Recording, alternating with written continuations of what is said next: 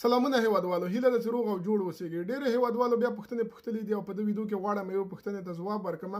یوه دوست پوښتنه کړې چې زما پلار د امریکا ګرین کارت هولډر دی یا د امریکا ګرین کارت لري. وایي 2 کاله مخکې کله چې زما عمر 19 کاله و پلار مې ویزې ته درخواست وکړ، کیس مې اپروف سه او اوس راته انټرویو راغلی ده، خو اوس زما عمر 21 کاله ده. نو آیا ماته به ویزه راکړي که نه؟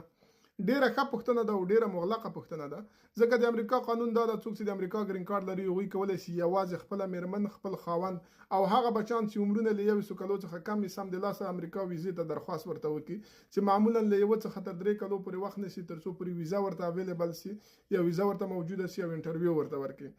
همدارنګه ګرین کارت والا کولی شي چې خپل هغو بچیانو ته چې عمرونه له 21 کالو څخه پورته وي، ودونه یې نه وي کړي، درخواست د ویزې ورته وکړي چې معمولا له 9 څخه تر 11 کالو پورې وخت نیسي تر څو ورته ویزه موجوده سي او انټرویو ورته ورکړي. نو د خاطر باندې د ورور دا پوښتنه کړې ده.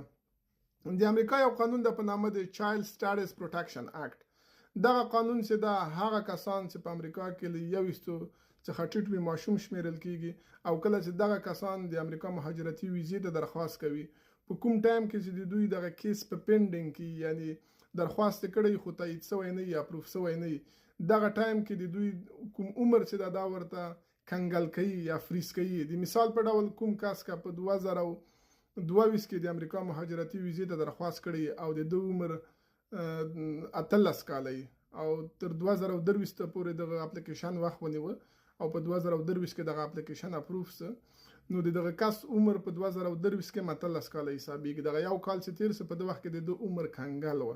نو امید ده چې تاسو پوښتنې ځواب شوي وي. که چیرته نورې پوښتنې لرئ یا د خپلو کیسو کې مرستې ته ضرورت لرئ نو موږ کولی شو تاسو سره مرسته وکړو. تاسو کولی شئ موږ سره په 510 950 14 450 شمیره اړیکه ونیسئ. ښې چارې.